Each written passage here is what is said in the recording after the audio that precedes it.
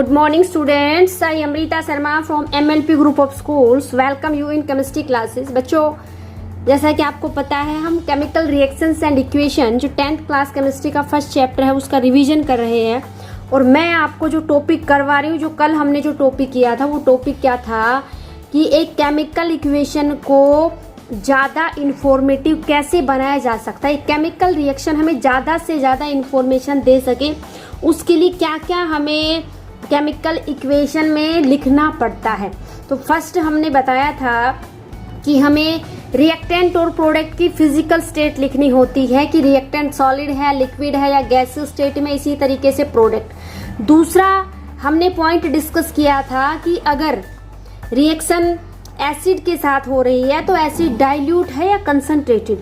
Dilute है तो DIL लिखेंगे, कंसंट्रेटेड है तो CONC डॉट उसके साथ हम लिखेंगे। थर्ड पॉइंट देखिएगा बच्चों, heat change in a chemical reaction.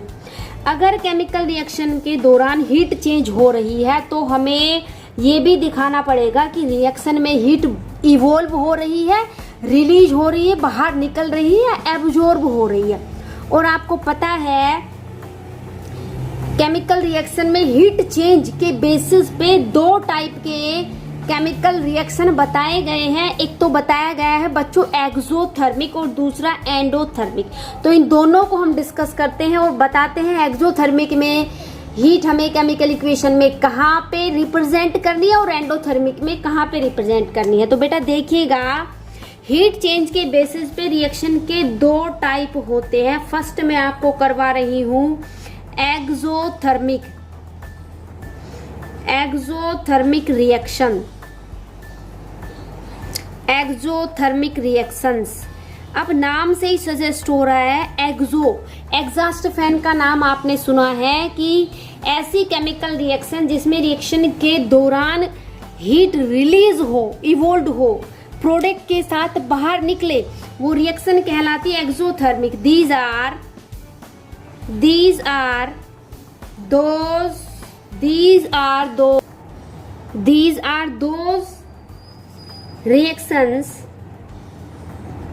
reactions in which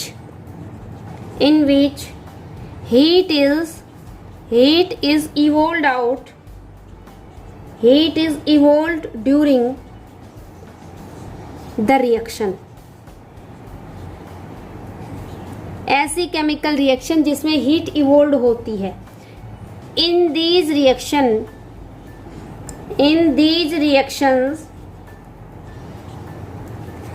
the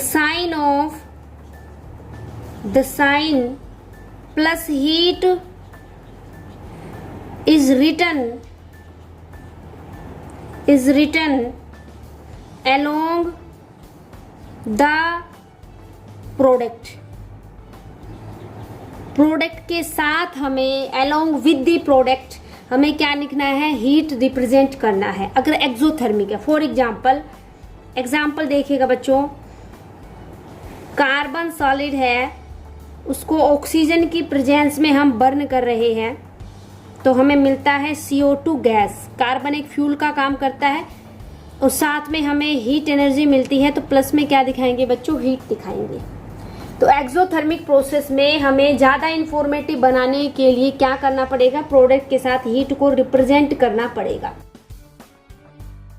देखिएगा बेटा, ग्लूकोज का कंबशन हो रहा है तो कार्बन डाइऑक्साइड, वाटर और साथ में एनर्जी रिलीज हो रही है, तो ये कैसी रिएक्शन है, एक्सोथर्मिक रिएक्शन है। ओके बच्चों, तो आपको ये ध्यान रखना है, अगर रिएक्शन एक्सोथर्मिक है तो प्रोडक्ट के साथ हमें क्या दिखाना है बेटा, हीट दिखाना है।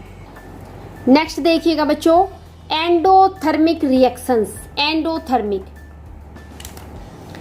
नेक्स्ट देखिएगा बेटा, एंडोथर्मिक रिएक्शन।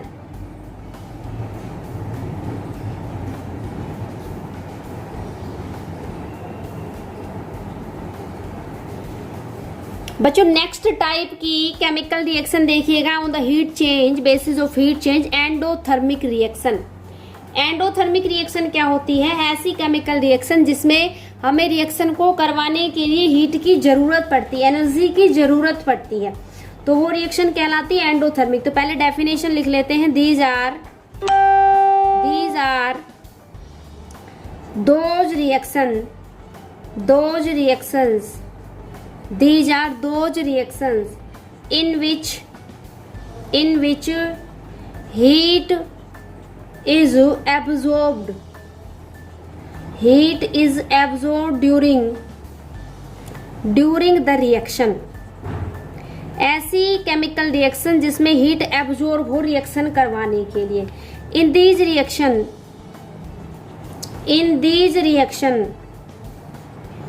the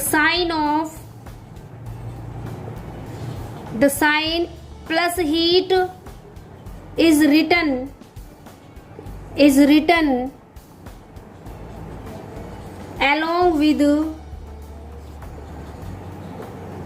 reactant. आपको ये तो पता होगा जो आपस में रिएक्ट करते हैं वो रिएक्टेंट कहलाते हैं. तो एक एग्जांपल देखिएगा, N2 gas plus O2 gas plus हमें हीट सप्लाई करनी पड़ती है और ये क्या बनाता है बच्चों, 2NO गैस. ये है nitric oxide, this is nitric oxide.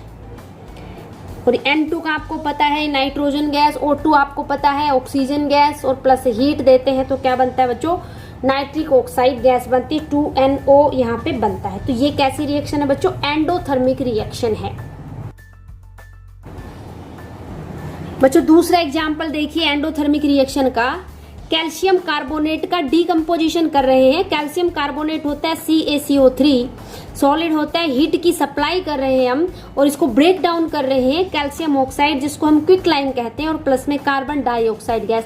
तो बच्चों ये डीकम्पोजिशन रिएक्शन है. अभी हम आगे केमिकल रिएक्शन के टाइप पढ़ेंगे तो आपको पता चलेगा दिस इज डीकम्पोजिशन रिएक्शन. और यहाँ पे कैल्शियम कार्बोनेट को हीट की सप्लाई करके हम डीकम्पोज करवा रहे हैं. क्या क्या बन रहा है बच्चों, कैल्शियम ऑक्साइड और कार्बन डाइऑक्साइड. तो बेटा आप ध्यान रखिए केमिकल रिएक्शन को ज्यादा इंफॉर्मेटिव बनाया जा सकता है अगर हमें ये पता हो कि रिएक्शन में हीट इवोल्व हो रही है, एब्जॉर्ब हो रही है. इवोल्व हो रही है तो प्रोडक्ट के साथ हीट दिखानी है, और एब्जॉर्ब हो रही है तो प्लस हीट रिएक्टेंट के साथ दिखाना है. ओके बच्चों, बेटा हम डिस्कस कर रहे हैं टॉपिक कि रिएक्शन को ज्यादा इंफॉर्मेटिव कैसे बनाया जा सकता है. 3 पॉइंट हम इससे पहले डिस्कस कर चुके हैं.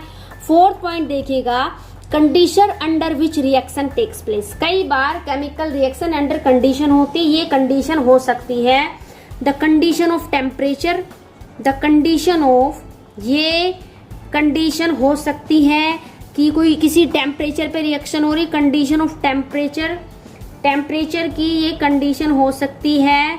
दूसरा प्रेशर हो सकता है, प्रेशर अप्लाई करना पड़ रहा हो. And the presence of catalyst, presence of catalyst. तो ये कैटालिस्ट जो वर्ड है ये तो आपको समझ में आ गया होगा कि कई बार केमिकल रिएक्शन को करवाने के लिए हमें टेम्परेचर की इंक्रीज करना पड़ता है. किसी पर्टिकुलर टेम्परेचर पे रिएक्शन होती है और प्रेशर भी इंक्रीज करना पड़ सकता है. और बेटा ये कैटालिस्ट क्या है, ऐसी केमिकल स्पीसीज जो रिएक्शन की स्पीड को इंक्रीज करते हैं कैटालिस्ट कहलाते हैं. तो कई बार कई केमिकल रिएक्शन में कुछ केमिकल सब्सटेंसेस हमें मिलाने पड़ते हैं रिएक्शन को करवाने के लिए. ये कैटालिस्ट जो है ये प्रोडक्ट के साथ आपको नहीं दिखते हैं, ये रिएक्शन में कंज्यूम नहीं होते, केवल रिएक्शन की स्पीड इंक्रीज करने में बच्चों हेल्प करते हैं. तो एक बार हम कैटालिस्ट को डिफाइन कर लेते हैं.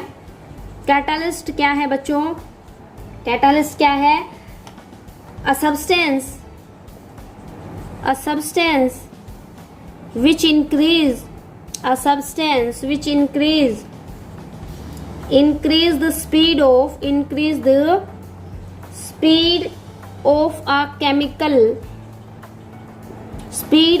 a chemical reaction without being consumed,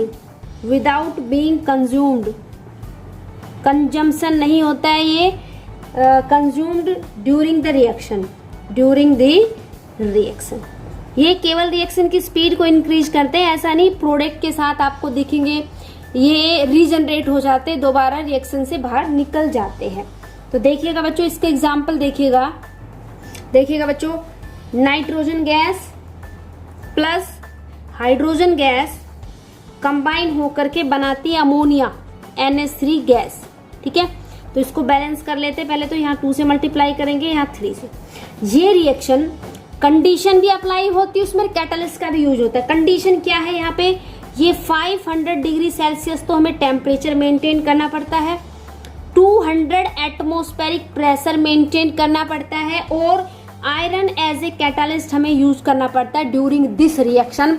ammonia manufacture का प्रोसेस है ये हैबर्स प्रोसेस, इसको हम कहते हैं Haber's process for ammonia manufacture. Ammonia बहुत ही लार्ज स्केल पे इंडस्ट्रीज में मैन्युफैक्चरिंग की जाती है, क्योंकि अमोनिया बहुत से फर्टिलाइजर बनाने के काम आती है। तो बेटा यहाँ पे मैंने आपको बताया, ये तो कंडीशन हो गई प्रेशर और टेम्परेचर की, और ये क्या हो गया बच्चों, कैटलिस्ट हो गया। ओके बेटा, कुछ और एग्जाम्पल देखिएगा जहां पे कैटलिस्ट और प्रेशर टेम्परेचर की कंडीशन रिएक्शन में फॉलो होती है। देखिएगा बच्चों, carbon monoxide gas plus hydrogen gas आपस में रिएक्ट करती है। इनके लिए प्रेशर की कंडीशन है 300 एटमॉस्फेरिक और टेम्परेचर है 300 डिग्री सेल्सियस, और ये रिएक्शन कैटलिस्ट यहाँ पे यूज होता है बच्चों ZnO और CrO3 का मिक्सचर, ये कैटलिस्ट का काम करता है। और यहाँ पे जो प्रोडक्ट बनता है वो बनता है CH3OH, मीथेनॉल बनता है बच्चों। ये मीथेनॉल प्रोडक्ट यहाँ पे बनता है लिक्विड स्टेट में। ओके बेटा, अगर रिएक्शन हीट करने से हो रही है तो हम एरो पे डेल्टा भी दिखा सकते हैं। एक और एग्जांपल देखिएगा, KClO3, इसका नाम है बच्चों पोटाशियम क्लोरेट। इसको ये कैटलिस्ट तो होता है MnO2 मैग्नीज डाइऑक्साइड, और इसको हीट भी करना पड़ता है। तो हीट के लिए हम डेल्टा लिखते हैं एरो पे, हीट के लिए क्या लिखते हैं बच्चों, डेल्टा। और यहाँ पे बेटा जो प्रोडक्ट बनता है वो बनता है KCl, पोटाशियम क्लोराइड सॉलिड, और प्लस में ऑक्सीजन गैस। ओके बेटा, इस रिएक्शन को हम बैलेंस करेंगे। देखो 3 और 1 4 हाइड्रोजन है, 2 से मल्टीप्लाई कर देंगे। नाउ ये रिएक्शन बैलेंस है।